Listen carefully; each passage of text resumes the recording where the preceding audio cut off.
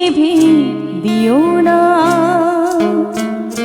মন যদি নাহি দাও মন তবে নিও না শেষ করো না শুরুতে খেলা না ভেঙো না দিয়েছিলে